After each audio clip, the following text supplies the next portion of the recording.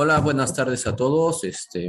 Nosotros somos la Asociación México Hispano y hoy tendremos la gran conferencia sobre Hernán Cortés, libertador de los pueblos mesoamericanos. Va a ser impartida por nuestro gran amigo Iván Vélez, arquitecto, escritor. Y pues los pasamos con Ángel de España. Muchas gracias, Eduardo. Muchas gracias a todos por seguirnos, sean tarde o sean noche. Buenas tardes, buenas noches, según la parte del hemisferio en el que estemos. Y muchas gracias, Iván Vélez, por confiar una vez más en la Asociación Herética Vite, en este caso compartiendo conferencia con la Asociación Hermana México Hispano. Bueno, soy Iván Vélez, decir que es arquitecto, escritor, investigador asociado a la Fundación Gustavo Bueno, y además es presidente de la Asociación DENAES, Defensa de la Nación Española. Y bueno, es una suerte contar con él en este mes de agosto, que es muy significativo para México y por lo tanto para el pasado común que representa la Nueva España, ¿no? Bueno, que la conferencia de hoy va a versar sobre Hernán Cortés y bueno, la conquista por parte de España de México, de España y de sus aliados también, de los pueblos aliados de los españoles, que eran muchísimos, y luego Iván Vélez también nos comentará.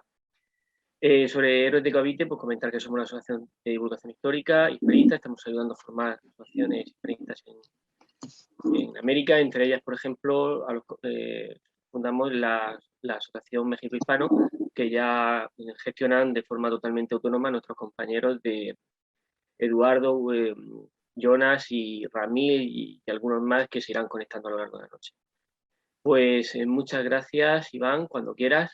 Bueno, lo primero, pues, por supuesto, agradecer a la Fundación, a la Asociación, perdón, Héroes de Cavite y también a México Hispano, que es pues una institución que habría que decir casi que es redundante, porque México solamente puede ser hispano, me parece a mí, porque sobre todo las alternativas pues, que se plantean pues seguramente darían al traste con esa sociedad política. Bueno, ese es un tema quizá que podríamos hablar en otro momento o quizá en el desarrollo de la charla y del coloquio posterior. En fin, yo lo que voy a hacer es a trazar un poquito o dar unas pinceladas respecto a la conquista de México por parte de Hernán Cortés y sus compañeros y aliados, como bien se ha dicho en la presentación, compañeros por cuanto a los que iban con él, así se llamaban, compañeros por formar una compañía, y aliados porque es evidente que con esa escasez de efectivos españoles, peninsulares, habría que decir de manera retrospectiva, si pensamos en un México formado parte del orbe hispano, pues con esa exigua cantidad de españoles hubiera sido del todo imposible penetrar en el Valle de México en esta especie de depresión volcánica y acabar tomando la ciudad más importante de Mesoamérica en ese momento. Entonces, bueno, eso es un poco el planteamiento que quiero hacer. Voy a, ya digo, dar unas pinceladas al respecto y luego, pues, quizá lo más estimulante sea un debate posterior, porque, como he sabido, la conquista de la Ciudad de México, hay que decir que México es una especie de sinécdoque de la Ciudad de México que toman los españoles, de Tenochtitlan. México es una sinécdoque del mundo mexica, pero claro, en los Estados Unidos mexicanos y en lo que son y lo que fueron anteriormente, e incluso en Nueva España, hubo multitud de etnias y de pueblos que no se llamaban México, pero claro, lo más simbólico, lo más importante, pues es esa toma de esa ciudad tan importante dominada por la Triple Alianza. En fin, yo creo que son temas muy, muy manidos.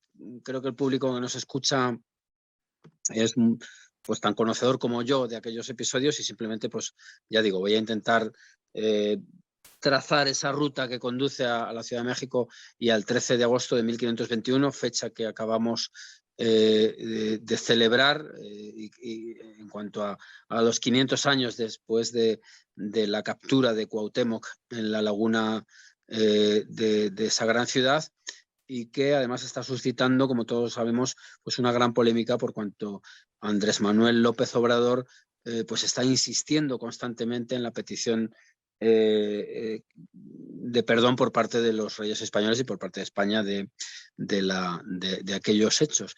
Claro, ya me adelanto también, me parece que es una, y ya lo he dicho muchas veces, me parece que es una petición que no, es un auténtico disparate, porque el México actual pues es absolutamente heredero de las estructuras que empiezan a consolidarse con la llegada de Hernán Cortés y sus compañeros. Bueno, pues hecha esta presentación, habría que preguntarse acerca de quién era Hernán Cortés, y hay que decir que es un hidalgo extremeño, nacido en Medellín, que es una ciudad que debe su nombre a Claudio Metelio, un patricio romano.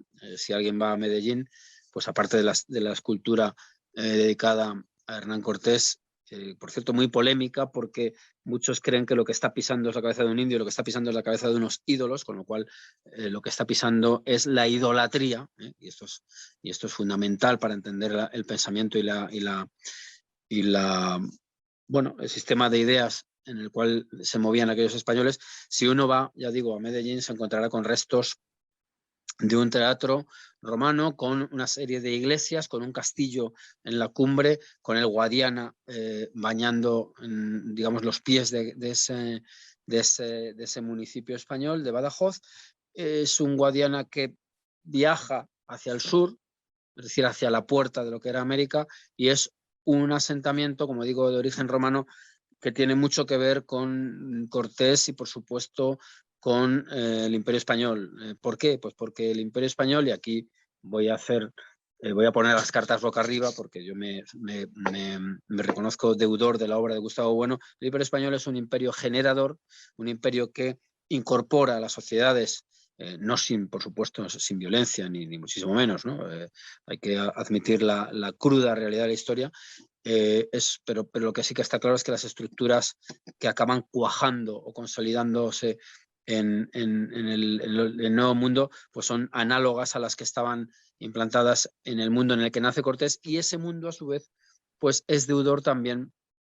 Incluso hay paralelismos muy interesantes con el mundo romano, porque el Imperio Romano también fue un imperio generador, y de hecho en Hispania, que no en España, pues tienen su origen dos emperadores como Trajano y Adriano de mucha importancia para el Imperio Romano. Es decir, que Cortés nace en ese contexto donde probablemente existirían algunas reliquias de ese mundo romano, pero unas reliquias sobre todo que vendrían dadas pues por la lengua española, que es una lengua romance que procede del latín, por un derecho romano que todavía se mantiene en nuestras sociedades, y por ciertas reliquias que además se complementarían con pues un sustrato evidentemente deudor de la Reconquista, a la cual él asiste todavía en vida, porque él se supone que nace en 1485, aunque recientemente se está discutiendo esa fecha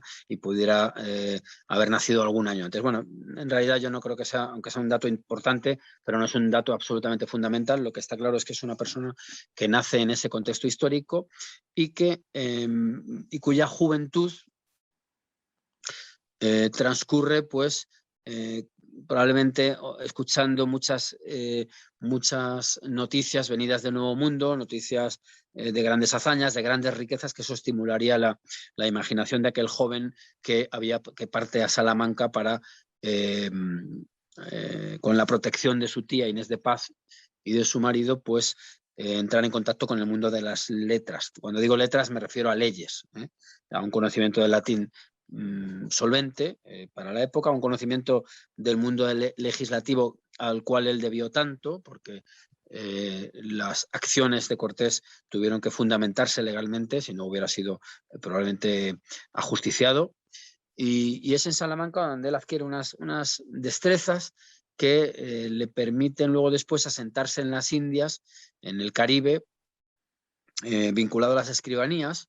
Y las escribanías, aparte de ser un negocio burocrático, pues lo que permiten es tener un conocimiento de los hombres, y esa es una de las cualidades que siempre tuvo Cortés. Me parece a mí que, aunque a Cortés se le presenta en algunos casos como un gran guerrero, como un gran estratega, yo creo que muchos de sus logros, o quizás sus logros más trascendentales, se los debe a sus aptitudes diplomáticas, a unas aptitudes que, ya digo, tienen mucho que ver probablemente con ese mundo de las escribanías, ese mundo de las relaciones entre los grupos hispanos, porque hay que decir que al Nuevo Mundo van pues gentes vinculadas a ámbitos familiares y regionales. Y entonces es ahí donde debemos insertar a Hernán Cortés. Hernán Cortés, ya digo, adquiere en Salamanca determinadas destrezas, se acaba pasando al Nuevo Mundo y se asienta en aquellas islas en las cuales los españoles pues llevan pues poco más de una década implantados, están buscando oro, están buscando riquezas, y se está descubriendo un continente, o lo que parece un continente, o al menos una tierra desconocida, donde pues hay riquezas y hay grandes peligros. No hay que olvidar también que el viaje que emprende Colón en 1492 busca las Indias, y lo que aparece es esa especie de muro continental que supone el Nuevo Mundo. Digo Nuevo Mundo porque es la terminología del momento, antes de llamarle América. Y los españoles todavía, cuando llega Cortés a aquellas tierras, están buscando o consideran que hay una posibilidad de un paso marítimo hacia la especiería, hacia Catay, hacia Zipango, que son los grandes atractores, esas Indias a las que trató de dirigirse Colón. Bueno, Cortés lo que va haciendo es medrar de algún modo en aquella sociedad y situarse en la órbita de Diego Velázquez de Cuéllar, que es el gobernador de Cuba. Un gobernador de Cuba que en 1517 lanza una primera expedición hacia esa tierra firme, así llamada, con Hernández de Córdoba, un Hernández de Córdoba que es repelido por los indígenas y que muere a causa de las heridas recibidas nada más volver a Cuba. Inmediatamente se lanza una segunda expedición, y mientras tanto lo que está haciendo Velázquez de Cuéllar es buscar en la península el título de adelantado. ¿Para qué? Para ser digamos, el que lleve a cabo de una manera legal, porque hay una estricta observancia de los preceptos legales por parte de los españoles, se debían a la corona, evidentemente, aunque tuvieran, ahora entraremos en ello, pues esas expediciones, pues un componente privado bastante importante. Lo que está intentando, ya digo, Diego Velázquez de Cuéllar es adquirir esa condición, y mientras tanto va lanzando una especie una serie de expediciones. A la de Hernández de Córdoba le sucede la de Juan Grijalva, y bueno, también es repelida por los indígenas, también regresa, y de esas dos expediciones lo que cabe señalar o que cabe subrayar es la configuración de un grupo de descontentos que han ido enrolados en ellas. ¿A qué me estoy refiriendo? Bueno, pues en Cuba hay una serie de individuos que se sitúan, muchos de ellos, en la órbita de Velázquez de Cuéllar, que son encomenderos, que tienen verdaderos intereses en la isla y que pueden hacer fortuna por medio de los rescates, es decir, por el intercambio de objetos que truecan por oro con los indígenas. Sin embargo, hay otros que no han conseguido tener una posición desahogada en las islas y que ven como única alternativa a su desdicha antillana pues el asentamiento en tierra firme. Bueno, en este contexto es en el cual Velázquez de Cuéllar se fija en Hernán Cortés para darle continuidad a esas dos expediciones anteriores. Y lo que se busca es, o lo que se elaboran, son unas instrucciones muy prolijas, muy interesantes, que además deben ser aprobadas por los jerónimos que están asentados en la Española. ¿Por qué razón ocurre todo esto? Pues por la situación de regencia en la cual está situado el cardenal Cisneros. Bien, esas instrucciones, que ya digo son aprobadas porque en las expediciones españolas tenía que haber una autorización por parte del rey que, aparte de establecer unas condiciones concretas, sobre todo podemos destacar el hecho de que se exigía la entrega del quinto real, del 20% del oro que se obtuviera, y también, pues precisamente para garantizar esa entrega, en aquellas expediciones se incorporaban una serie de oficiales reales, un veedor e incluso también pues gentes de religión. ¿Por qué? Pues porque no olvidemos que la expansión hacia el oeste viene dada o viene legitimada por las bulas alejandrinas, que lo que buscan o lo que persiguen es la evangelización de aquellos a los cuales no les ha sido dada la palabra de Dios. Bueno, en este contexto es donde se elaboran las instrucciones, son muy fáciles de encontrar, cualquiera lo puede buscar en internet, y hay como varios bloques temáticos dentro de ellas. Por supuesto, se establecen las condiciones económicas, el asunto de los rescates, la obligatoriedad de la entrega del quinto real, pero también, sobre todo, lo que se hace es, o lo que se exige, lo que se le exige a Cortés en ese acuerdo que establece con Diego Velázquez, es el intento de la redención de cristianos que estaban en poder de indios. Por su condición de infieles, evidentemente, pues tenían que ser liberados, ¿no? Esto establece un paralelismo interesantísimo con lo que hizo durante siglos la orden mercedaria en el Mediterráneo, en el cual pues se llevó a cabo una ingente labor de liberación de esclavos en manos de musulmanes. Se calcula que hasta el siglo XVIII habían llegado a 70.000 las personas, los cristianos que fueron liberados del ambiente o del sometimiento musulmán.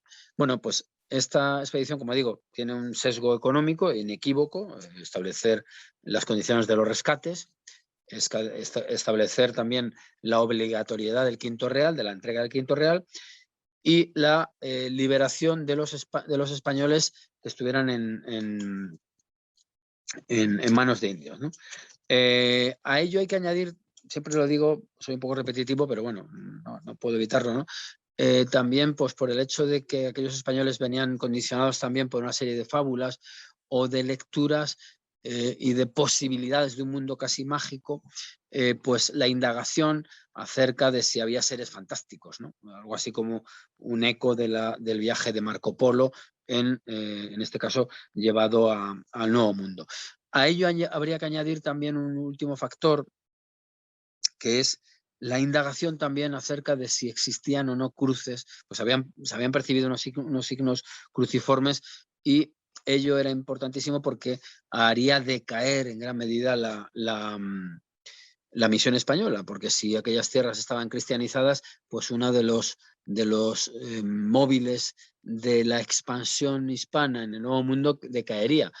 Ello por no pensar en la posibilidad de que aquellas cruces fueran portuguesas, con lo cual esa especie de mundo dividido en dos habría llegado a sus límites en aquellas tierras. Bueno, a todo esto hay que añadir que en la documentación se habla de la isla de Uluacán, hoy península de Yucatán. Esto me parece, y en el libro lo traté con la mayor finura posible, me parece que es un asunto esencial, por cuanto si es una isla todavía no se ha llegado a tierra firme, entendamos perfectamente el truco, y por lo tanto no se estaría contraviniendo la legalidad.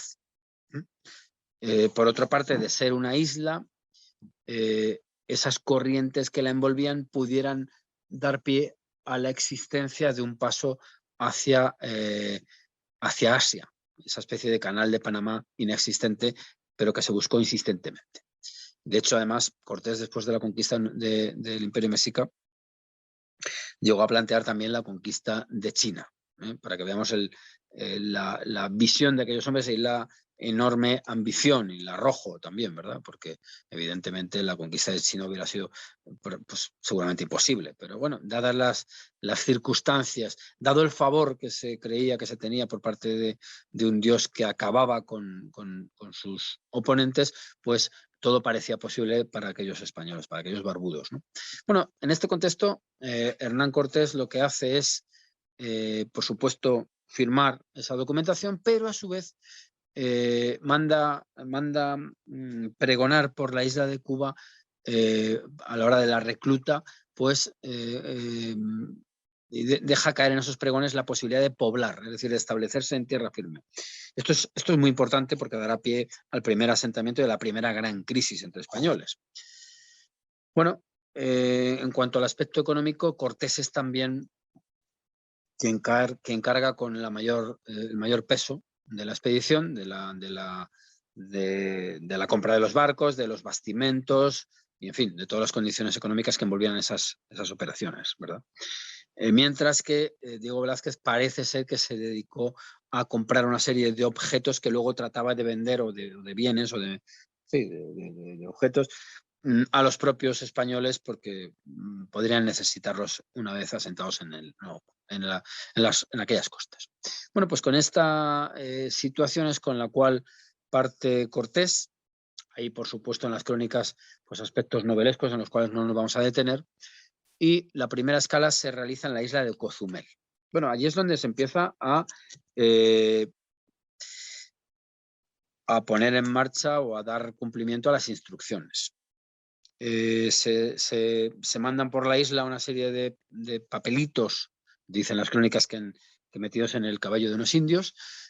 A los intérpretes, por cierto, Julianillo y Melchorejo, venidos de anteriores expediciones, desertan, pero quien aparece en aquella isla de manera inesperada es un señor llamado Jerónimo de Aguilar, que por haber estado cautivo en manos de indios, pues conocía el idioma local, conocía el maya, y por lo tanto permitía al menos la interlocución con aquellas gentes, pasando del español al maya y del maya retrocediendo al español. Bien, en aquella isla también está asentado Diego Guerrero, que rehúsa volver al orbe hispano y prefiere quedarse, porque tenía una posición importante dentro del mundo indígena, prefiere quedarse allí y no regresa. Y de hecho, además, con el paso de los años, Diego Guerrero acaba muriendo combatiendo contra los españoles. Bien, desde Cozumel se da el salto a lo que se considera isla, con mayor o menor confusión, de Uluacán, y es ahí donde se establecen los primeros contactos con aquellas sociedades con las cuales ya habían tenido un encuentro tanto Hernando de Córdoba como Grijalva. De hecho, en tierra firme ya se desarrolla la primera batalla, la batalla de Centla, y bueno, allí es donde los españoles hacen valer diversas, más que el número, yo diría que la estrategia y algunos elementos efectistas, el uso de la artillería, una artillería muy, muy lenta, pero creo que de un impacto psicológico importante. En cuanto a los caballos, una caballería muy limitada, 16 equinos, bueno, pero que al menos pues creaban una confusión enorme, y lo que yo creo que determina esas victorias sobre todo el alto nivel estratégico de los españoles, pues con Cortés, entre aquellos más o menos 550 españoles, más esclavos, más indias de servicio, viajan algunos veteranos de las guerras de Italia. Bueno, se gana en aquella batalla en la cual me ponen por aquí Gonzalo Guerrero, quizá me haya confundido, perdón. Se gana y entonces se traban las primeras relaciones con aquellas sociedades. La primera, la más importante, es el establecimiento de una alianza con el cacique gordo de Zempoala, que es importante no solamente por el hecho de establecerse, ¿no?, sino porque desde ahí se le dan unas directrices, o se le dan unas primeras indicaciones de cómo es aquella realidad indígena, que es, por supuesto, muy compleja y llena de situaciones de dominación. Es decir, los mexicas son un pueblo belicoso que ha sometido al resto, a los cuales pues tiene les exige la entrega de tributos mercantiles y humanos para el sacrificio en los templos, ¿no? Cortés, por supuesto, desde el principio se destaca por su furia contra la idolatría, y en este ambiente es donde recibe además una serie de esclavas, entre ellas doña Marina Palinchín, que posteriormente será amante de él, que le dará un hijo muy querido por Cortés. De hecho, en una carta dice que no lo quiero menos que al que tuve con la marquesa. La marquesa es, bueno, pues con quien acaba contrayendo un matrimonio ajustado a las formas y a la visión estratigráfica social de los españoles del momento. Bueno, y esa mujer, esa doña Marina, es la que permite, se convierte en un elemento absolutamente clave. Es una niña que había sido vendida como esclava y que habla tanto náhuatl, y que me perdonen por la pronunciación los amigos mexicanos, como maya. Y entonces, claro, lo que ocurre es que Cortés puede hablar en español a Jerónimo de Aguilar, y Jerónimo de Aguilar lo pasa al náhuatl. El náhuatl se le entrega a doña Marina, el maya se le entrega a doña Marina, y doña Marina puede llegar al náhuatl. Lo digo porque enseguida llegarán los emisarios de Moctezuma. Esa interlocución es facilitada por esa doble traducción, en la cual, por supuesto, se perderían muchos detalles, pero que permite al menos entenderse. Bien, lo que en el mundo maya consigue Cortés, aparte de hacerse, por supuesto, con doña Marina, que es entregada, por cierto, en primer lugar a Portocarrero, es un conocimiento bastante profundo de las contradicciones que hay entre aquellas sociedades. Por ir con cierta rapidez. El siguiente hito histórico yo creo que nos debería llevar a Veracruz. Veracruz es la villa que fundan los españoles, contraviniendo las órdenes por escrito de no poblar, pero sí lanzadas oralmente, como hemos visto anteriormente. Bueno, cuando se quiere, en aquellas playas lo que se hace es empezar a tener contactos comerciales con aquellas tribus.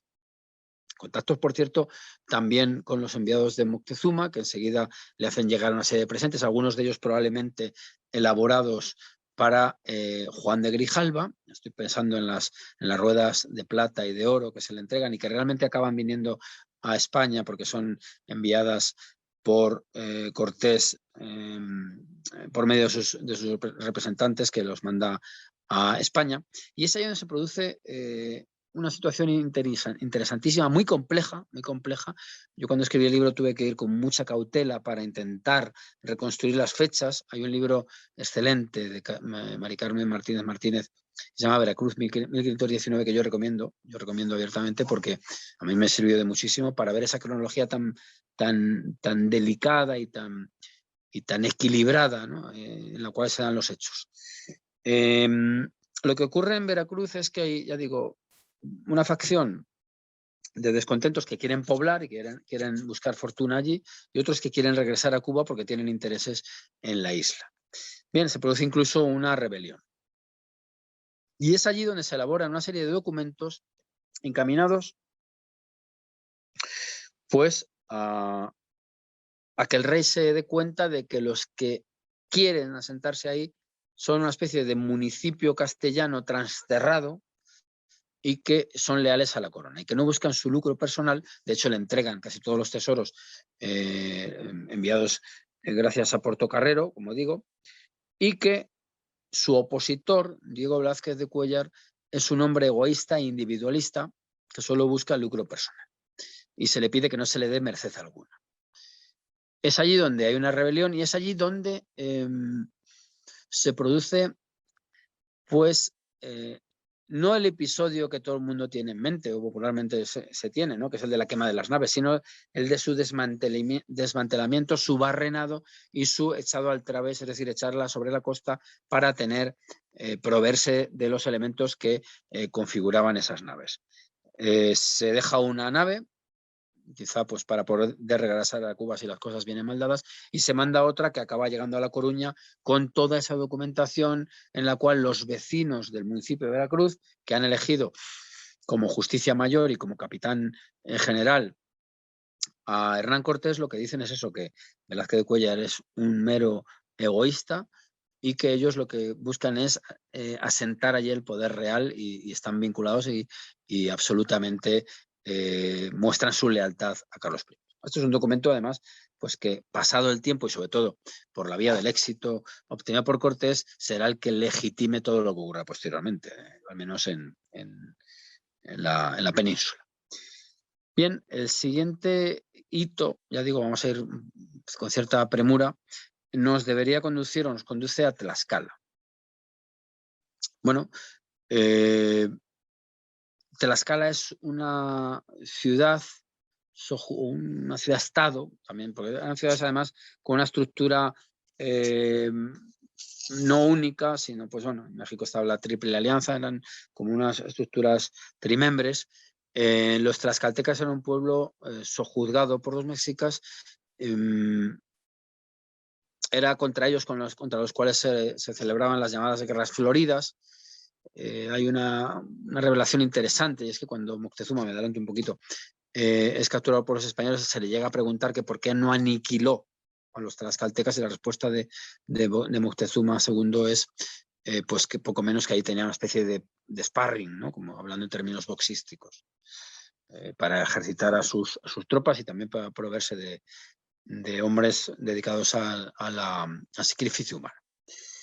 Bien, en Tlaxcala lo que se entablan son una serie de combates protagonizados sobre todo por Xicoténcatl el Mozo, hijo de Xicoténcatl el Viejo, uno de los magnates de la ciudad de Tlaxcala. Y esas primeras hostilidades vienen dadas porque Cortés ha incluido en su hueste a guerreros mayas o totonacas. Entonces, claro, si los tlaxcaltecas que están opuestos a los mexicas ven venir un ejército de extraños barbudos, que además vienen acompañados de los pueblos aliados o sometidos por los mexicas, lo lógico es oponerse a ellos. Y de hecho así ocurre. Lo que pasa es que, bueno, son una y otra vez vencidos. Incluso además, pues bueno, con algunas crueldades hechas por la Cortés. Como Escarmiento, cuando descubre que puede haber una serie de espías dentro, ¿no? de su campamento. Pero finalmente el Consejo de Sabios de Tlaxcala decide o se da cuenta de que puede ser mucho más jugosa la alianza con aquellos extraños individuos que la dependencia total y la opresión mexica que están padeciendo.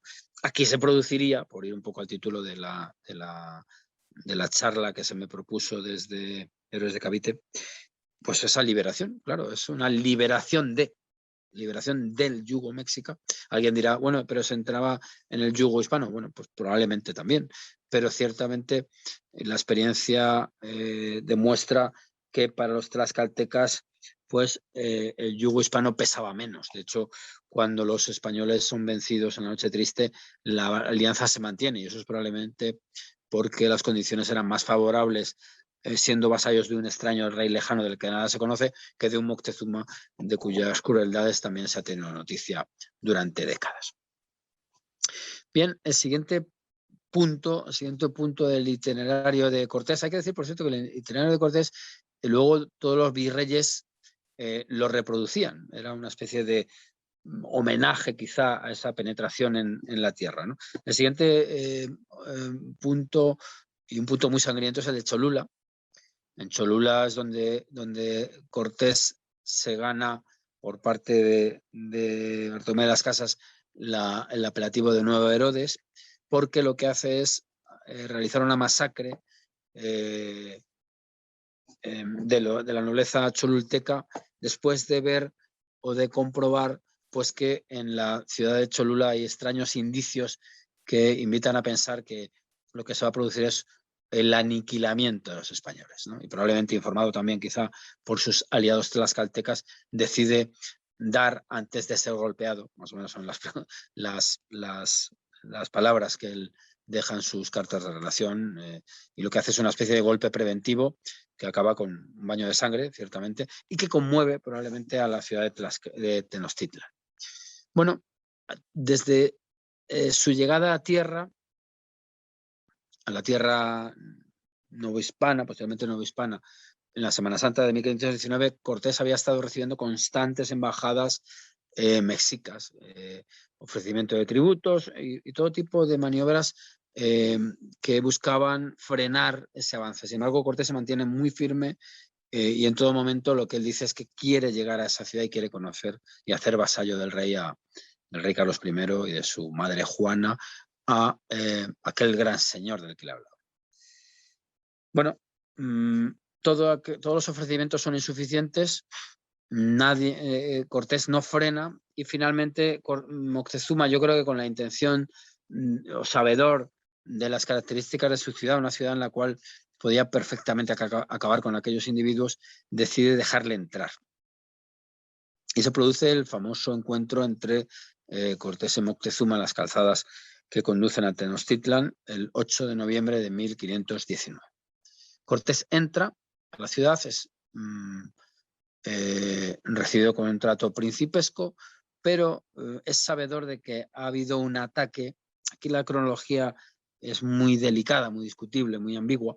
Ha habido un ataque en Veracruz, donde ha quedado una guarnición española, y esto da cuenta de hasta qué punto querían dejar esa puerta atrás abierta. Ha sido atacada probablemente por mandato de Moctezuma, aunque este lo niegue, y lo que se determina es capturar a Moctezuma para pues tener una especie de distinguidísimo escudo humano. Moctezuma queda dentro del palacio de Axayacatl y hay un dato interesante en la crónica de Bernardino de Castillo cuando él habla de cómo se han construido un par de bergantines a los cuales se monta a Moctezuma y aunque parece ser o pudiera entenderse que es una especie de situación de recreo, eso da cuenta de hasta qué punto los españoles querían tener abierta la posibilidad de escapar de aquello que Bernal del Castillo llamó red o garlito, es decir, trampa. Otro de los indicios de hasta qué punto había una enorme desconfianza de lo que pudiera ocurrir ahí, y esto lo digo frente a las interpretaciones según las cuales pues aquello fue poco menos que un paseo militar, es que en la puerta de aquel palacio se coloca uno de los cañones que llevaban los españoles, precisamente para defenderse de ataques. Bien, mientras todo esto ocurre, esta especie de extraña vida cortesana, se tienen noticias de que ha aparecido por la costa un conjunto de barcos a cuya cabeza va Pánfilo de Narváez, que es el enviado del adelantado Diego Velázquez de Cuéllar. Claro, Cortés lo que hace es inmediatamente salir a intentar neutralizar a aquel del que sabe que venía a cortarle la cabeza, probablemente, ¿no? Y lo que hace es Cortés sale de esa ciudad, una ciudad que contrasta por su silencio con respecto al bullicio con el cual fue recibido. Hay un cuadro, por cierto, y esto que quería mandar un recuerdo cariñoso a Juan Antonio García, que es el que ha adquirido el cuadro de Ferrer Dalmau, la llegada. Bueno, pues frente a aquel bullicioso recibimiento, lo que hay es una salida muy silenciosa de Cortés, que va reuniendo a sus huestes, a aquellos capitanes que había ido enviando a diversas provincias para buscar oro y para buscar otra serie de minas y riquezas, y se dirige hacia donde está un Pánfilo de Narváez, que además estaba haciendo casi lo mismo que Hernán Cortés, es decir, establecer alianzas con aquellos pueblos. La victoria se decanta del lado de Cortés, que con mucha habilidad es capaz pues, de ganarse las voluntades de gran parte de sus enemigos, pero a la vuelta se encuentra Cortés con que se ha producido la gran matanza del Templo Mayor. Una matanza compleja, es el episodio más, a mi juicio, más difícil de analizar, Yo creo que lo que hace Pedro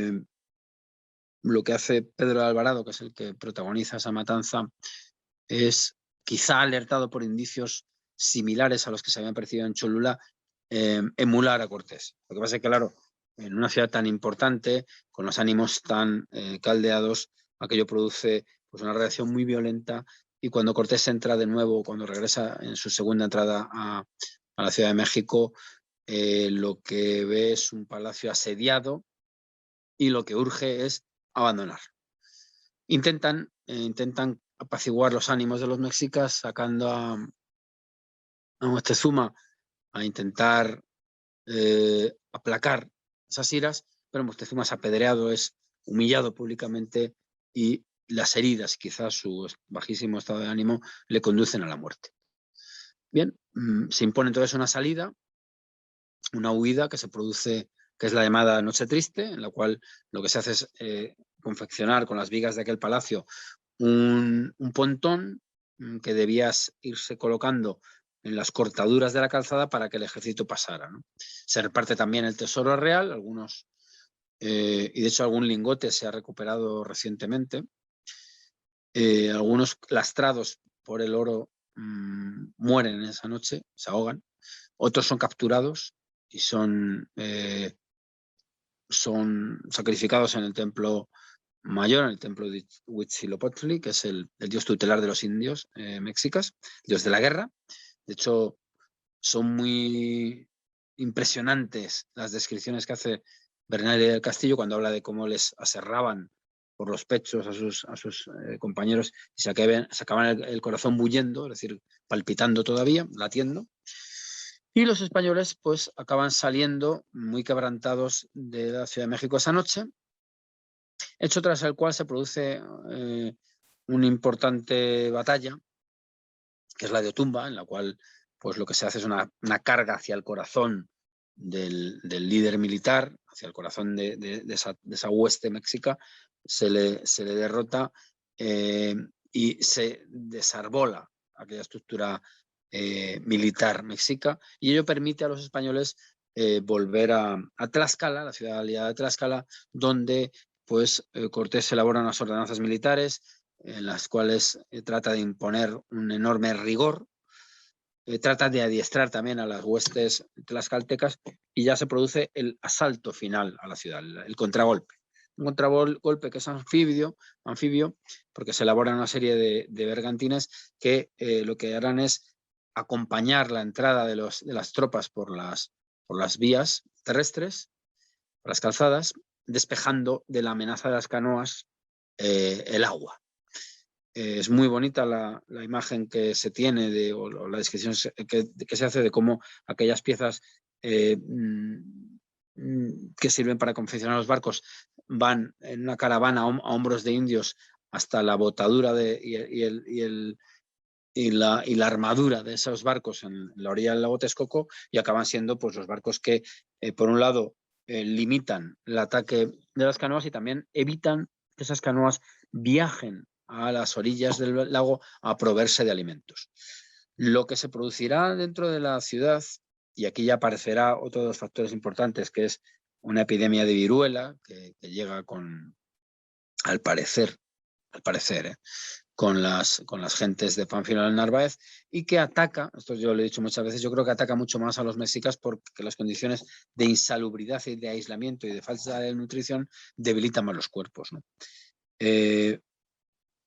Pese a la cantidad de intentos por parte de Cortés de obtener la capitulación de la ciudad, se ve obligado a ir casa por casa, recibe algún quebranto importante, divide su ejército en tres bloques, en tres columnas, perdón, para atacar por todos los lados de la ciudad, y finalmente, y ya podemos, si queréis, pasar a un turno de preguntas, lo que ocurre el 13 de agosto de 1521 es la captura del último güey tlatoani, que es Cuauhtémoc.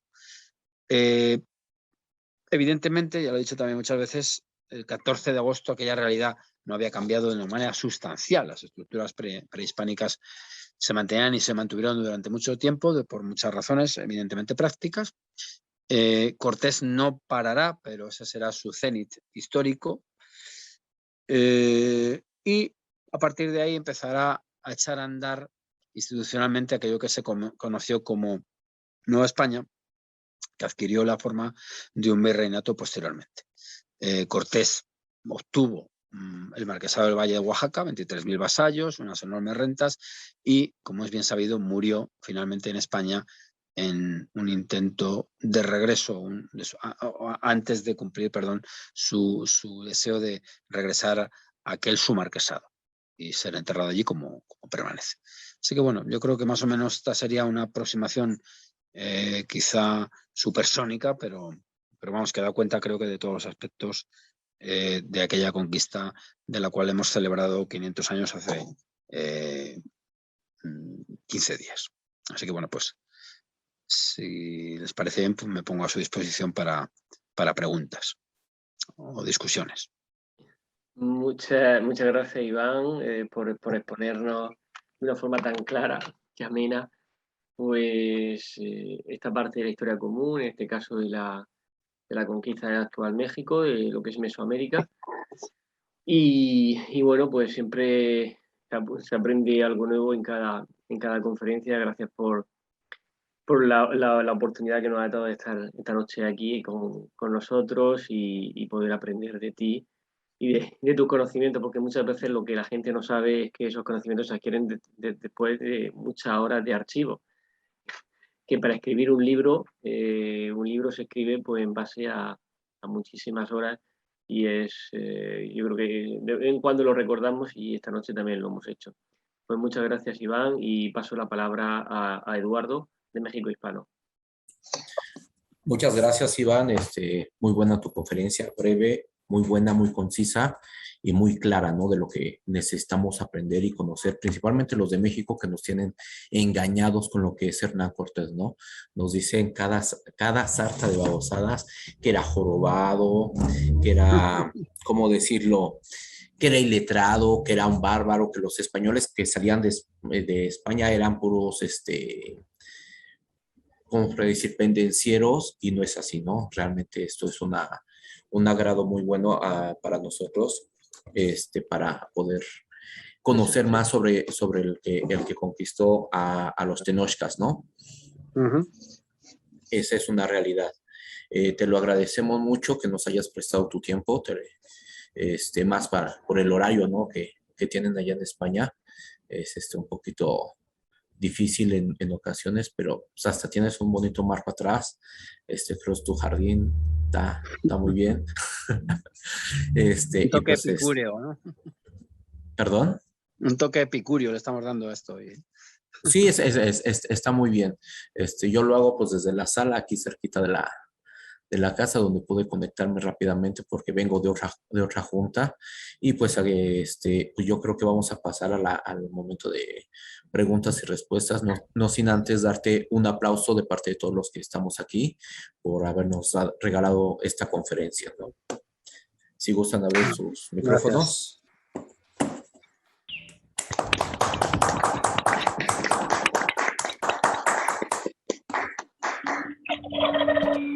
Bueno, siendo así,